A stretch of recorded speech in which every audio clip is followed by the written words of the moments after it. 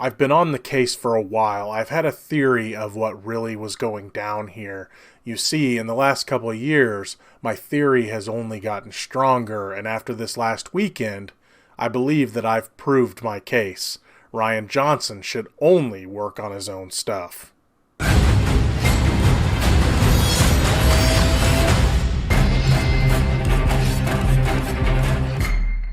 Hey everybody, what's going on? Welcome to an all-new Talkin Movies. As always, I am your host, the real Geno Reynolds, and today, I'm not going to beat around the bush here. Today, we're going to be talking about a movie that's probably going to make my list of nominees for my favorite movie of the year. Today, we're talking about Rian Johnson's Knives Out. What this movie is about is you have a mystery author who has this huge empire and a family that basically leeches off of him is probably about the best way to put it. He ends up dead, and while it supposedly is a suicide, there is an investigation to say it's a murder, and when a Southern gentleman detective is brought into it, the whole thing plays out like one of the author's books. I am going to not spoil as much as I can about this movie. I'll just say this. I love mystery films, whether they be serious ones or spoof ones like Clue. I love all that kind of stuff. So when I first heard about this movie, all I heard at first was Rian Johnson's doing a mystery film, and here's the cast, and it's like, yeah, I'm down for that. I've had this theory that Rian Johnson should really only work on stuff that is his own creation, like Looper. While I did enjoy some of the stuff he did for The Last Jedi, I have this feeling that some of the stuff he did do that wasn't so popular was done because, and I've said it before, I have your favorite toys and I can do what I want with them, which I'm fine with that attitude if it's his own creation. But him doing that to Star Wars, I wasn't a real big fan of. Then again, I liked a lot of what he did for The Last Jedi. But as the same with Looper, Knives Out proves to me that Rian Johnson, when you just let him do whatever he wants with his own characters, his own story, his own direction, you get a pretty darn good movie. If you like classic mystery type movies, you are going to dig this one. If you like silly mystery movies, you're going to like this one, because this movie finds a nice balance of, it doesn't get overly serious, but it does find a nice balance of a serious story, and then also there's a great deal of comedy in it. The comedy comes from a lot of the characters, and if you've seen the trailer, you kind of know where I'm coming from. You have these characters that each of them, or at least the main ones, basically leech off of this author, played by Christopher Plummer, who is amazing in this as well. And really, when it comes to the cast, I don't have a bad thing to say about any of them. They all have their place in this, and I'll talk about a few of them I really liked, but all of them have their place in this story, whether it be for comedic effect or for serious effect. They're all there. All the people that are in it, they're all there doing a great job at what they're supposed to be doing. But Christopher Plummer's character, as we find out throughout the story, we find out about the night of his birthday party, and it's the next morning that he is discovered dead.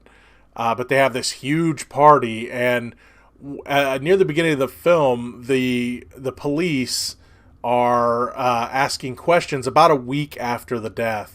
They're asking questions of the family, who have come together again, closer to the will reading. And the police are asking them questions, but also the gentleman detective, played by Daniel Craig, is there wanting other questions answered, and he's trying to discover, he's been hired and he doesn't know who hired him. But he has his own questions. He's trying to discover, did Harlan Thrombey, that's the author, did he commit suicide or was he murdered? And that's kind of the whole point of the story. And as they're interviewing these people, I loved it because we,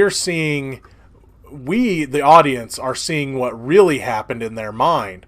But then we get to see them lie to the police. And it seems like everybody is covering up for something. They all had cross words with Harlan Thrombey that night. So everyone's a suspect, which makes it really interesting.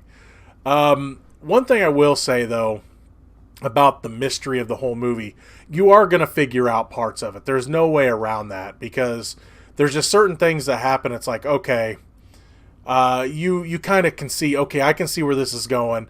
But that being said, even if you do see where everything's going, that doesn't make this movie any less fun or interesting, because you're going to either like these characters because you like them, or like these characters because you hate them.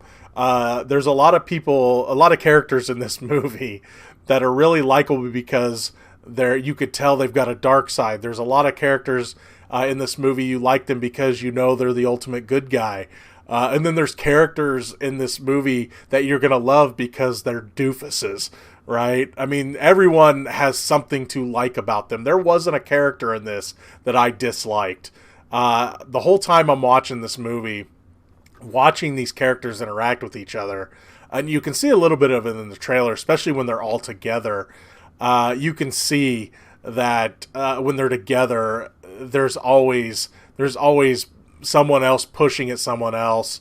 There's always someone getting someone else angry, and it usually leads to some pretty good humor. Daniel Craig, I mean, I'll say this about the characters. A lot of them do feel very cliche, but it's the good kind of cliche.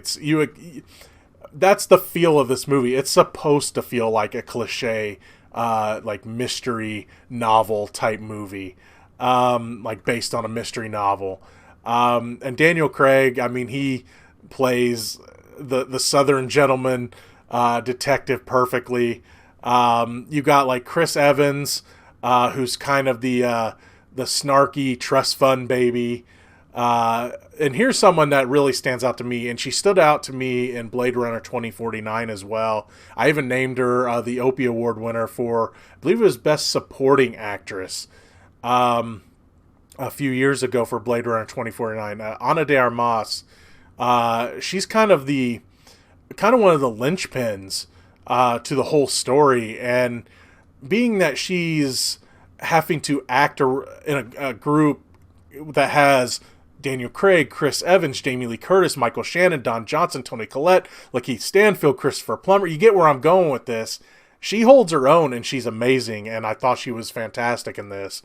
Because if her character didn't work, if you didn't have someone that could pull her part off, I mean, the movie probably still would have worked, but you really needed that character to work because she's so integral to the whole plot that you need that character working, and she does a fantastic job.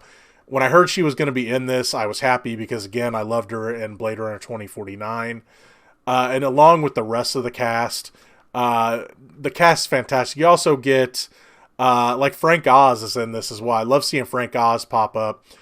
He was the lawyer that was the will reader, basically. He's not in it very much, but I loved every second he was in it. But yeah, the whole entire cast, everybody, every single person in this movie is fantastic. All of them play their quote-unquote cliches very well. But like I said, when it comes to the mystery, there's some things you're going to figure out. But that's not a bad thing because it's fun to follow the story, because after a while, you're given like a big piece of information that normally in this kind of movie might be the finish, might be the climax of it. But then you have to start to figure out, okay, well, we know this, but how does everything else play into it? And I love the way it worked out. And I kind of got what was going to happen, but I didn't get every detail. But even if you do, again, it's still a ton of fun. You're going to be watching this. Again, you're going to have a good time. You're going to laugh. You're going to just enjoy these characters. There is some parts that are pretty tense. There's a hallway scene involving Michael Shannon that's a little creepy because his character does come off a bit creepy here and there. There's a lot of great interaction between all the different characters, and I just love that we get to see a lot of the truths, even though the characters themselves are lying. And that it takes you a little bit to get to that, because you're like, wait, are we seeing the truth, or is this what they're telling us? But then say a character will say, or we'll see in their mind what really happened, and then they'll come out and they'll just throw out a blatant lie, and it's like, okay, that's where we're going. So when you see this movie, when you see cutaway clips, know that is, at least when characters are being interviewed, that's the truth when you see the cutaway clips. But then you'll see the characters lying, and everybody is a suspect because everybody starts to lie. So while you may figure out who done it by the end, the ride is still very fun, because you will still wonder, is there going to be another twist? Is there going to be another turn? And that's just it. Even though you might see some of the twists and turns coming, they're really fun and interesting twists and turns. Again, if you like classic mystery stuff, if you like even comedic mystery stuff, you are going to love this movie. I wish I could have even seen it earlier. It comes out this Thanksgiving season. This is the movie you should be watching this Thanksgiving season. I will say that I think, again, this one is going to be one of my favorites this year. I've really just started going over the lists of all the movies I've seen, but I cannot see this one missing at least my top 5 of favorite movies of the year. Will I call it the best movie of the year? No. But when it comes to the movies that I see were my favorite to sit down and watch, that I got the most enjoyment out of, this one is definitely going to make that list. And I can't recommend this one enough. If you can see the preview on Tuesday night, go see it. If you can go see it over the Thanksgiving weekend, go see it. If you comment about this movie in the comments below, please keep it as spoiler-free as possible, because I don't want to ruin this movie for anybody, because it is so much fun. That's going to be all for this edition of Talkin Movies. If you like what you've heard here, please subscribe to the Real Geno YouTube channel. Like this video. You have anything to say about Knives Out, please feel free to leave a comment, a spoiler-free comment, in the section below. Till next time, I'm your host, the Real Geno, Geno Reynolds. See you later.